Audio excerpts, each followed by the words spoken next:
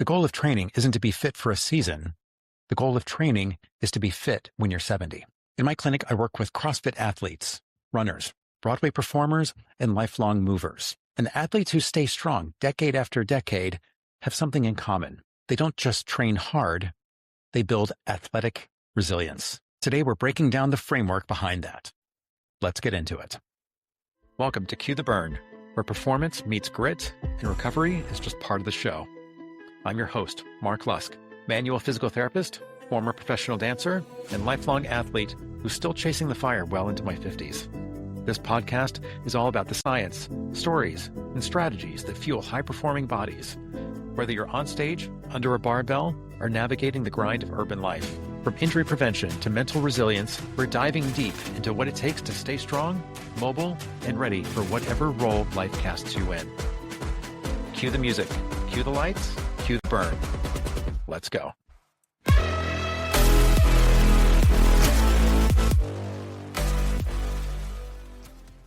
In this episode, we're talking about athletic resilience. As a professional dancer, I sustained a major injury and surgery in my early 20s. I bounced back quickly because I was young and in peak condition, but I had to learn some things early on, very quickly, especially if I wanted to have a career with my body. My injury was outside of my control, but my current body, at 53, is by design. Because the truth is, injuries, burnout, and decline are not inevitable parts of aging, but they are common when athletes neglect the pillars that support performance. Today, I'm sharing the 5 pillars I see in athletes who keep thriving in their 60s and 70s. So what is athletic resilience? Athletic resilience is your body's capacity to absorb stress, recover, and adapt. That means you can train hard. You can adapt to different training stimuli, meaning different types of movements and intensities of strain. You can recover well, and you can sustain that performance for months, years, and decades. Think of it like the suspension system on a high-performance car. Powerful engine matters, but if the suspension can't absorb the bumps and the turns, the system is going to break down. In athletes, that breakdown shows up as tendon pain, stress reaction in the bones, chronic joint irritation or degeneration, and recurring injuries. For example, research in high-performance athletes shows that over 30% experience tendinopathy with higher rates in athletes exposed to extreme training loads. That doesn't mean training is the problem. It means that capacity has to match the load, and your body has to be able to manage the damage. Injuries happen when that balance gets out of whack. That's where resilience comes in. Pillar 1, movement quality. As a manual physical therapist, I'm always looking at movement quality. And movement quality can include the joint mobility and the range of motion, flexibility, something we call motor control, coordination, and efficient movement patterns. These qualities encompass much of what we address in the clinic. Every single patient is the body's mechanical capacity, its neuromuscular function, and its motor control. In the clinic, we treat all of these constantly and in tandem to each other. A stiff ankle leads to altered mechanics, and that altered load moves up the system to the knee or the hip, and eventually the system complains. I often say, when we lack range of motion, we're going to make it up somewhere else. Think of it like this. If you've got a misaligned tire on a car, you can keep running it around the track, but you're going to blow out that tire again and again and again unless you've got an aligned system. That's why manual therapy is so important, because you can't strengthen your way out of mechanical dysfunctions. The goal isn't perfect movement. The goal is efficient movement that distributes load across the tissues instead of concentrating stress in one area. Pillar 2, strength capacity. Continuing that car analogy, if movement quality is the steering and alignment, strength capacity is the engine. Strength capacity, or that horsepower, isn't just about lifting heavier weights. It's about building tissue tolerance and being able to continue putting your tissues through that strain. Your muscles, tendons, and bones all adapt to load. Resistance training can increase the strength of connective tissues, including the tendons and the ligaments and the cartilage, which helps to protect joints during sports. Strength training also helps maintain bone density and structural integrity as we age. Longitudinal research on masters athletes shows that those who maintained regular strength and sprint training preserved or improved tibial bone density over a decade, while less trained peers lost bone strength.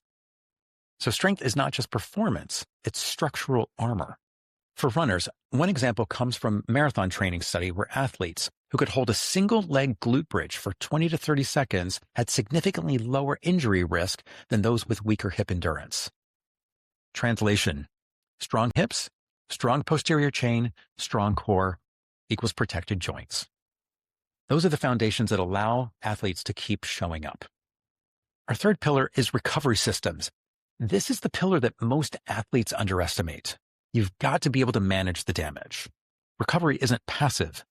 Recovery is where adaptation actually happens. Your training session provides the stimulus and the strain, but recovery is where the body builds back stronger. There's three key drivers to recovery. We've got sleep, nutrition, and stress regulation. I often say, if you're not sleeping, you're not healing. It's during our deep sleep cycles when the body gets busy with repairing itself. With nutrition, you've got to give your body the fuel that it needs. I realized very quickly once I started doing CrossFit that I was significantly underfueled, and stress causes elevated levels of cortisol, which impair both sleep and muscle recovery. Emerging research in endurance athletes shows that sleep disturbances, stress, and poor recovery markers are strong predictors of injury risk.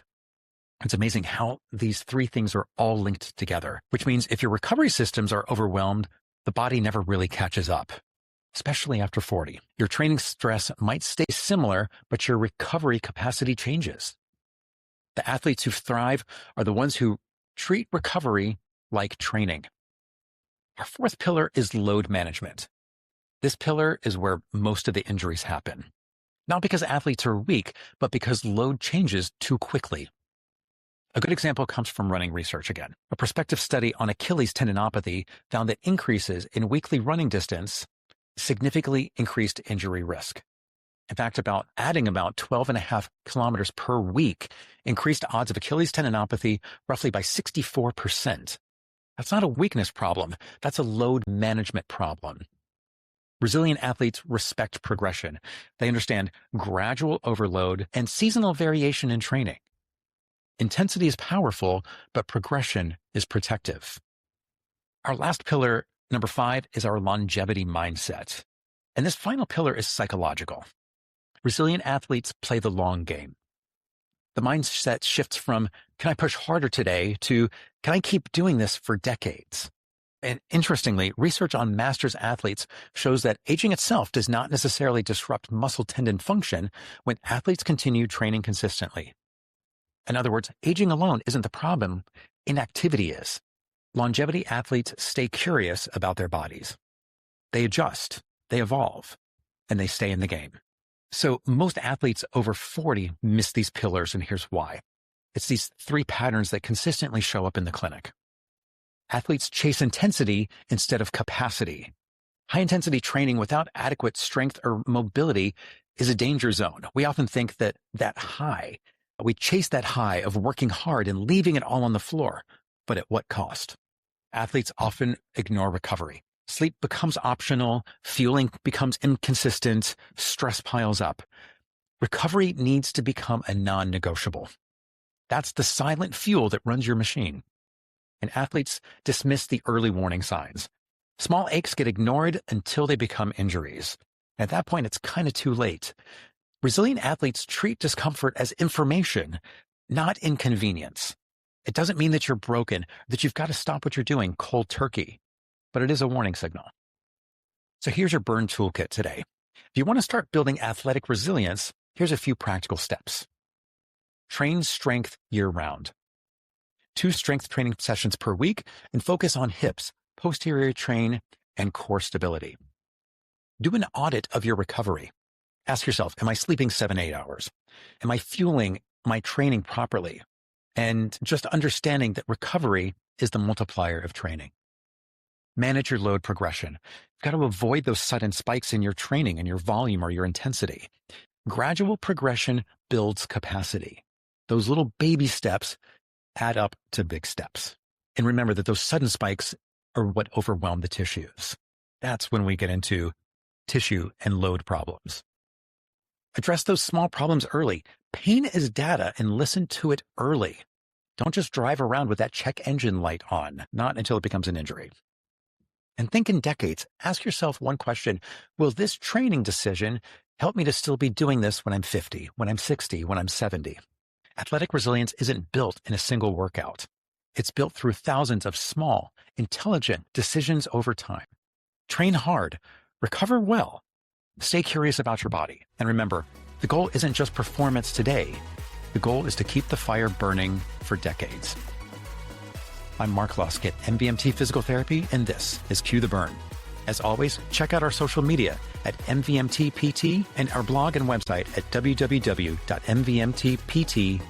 for more information. Please subscribe, like, and review our podcast. If this episode resonated with you, share it with a training buddy who plans to still be lifting, running, and moving when they're 70, because resilience is contagious.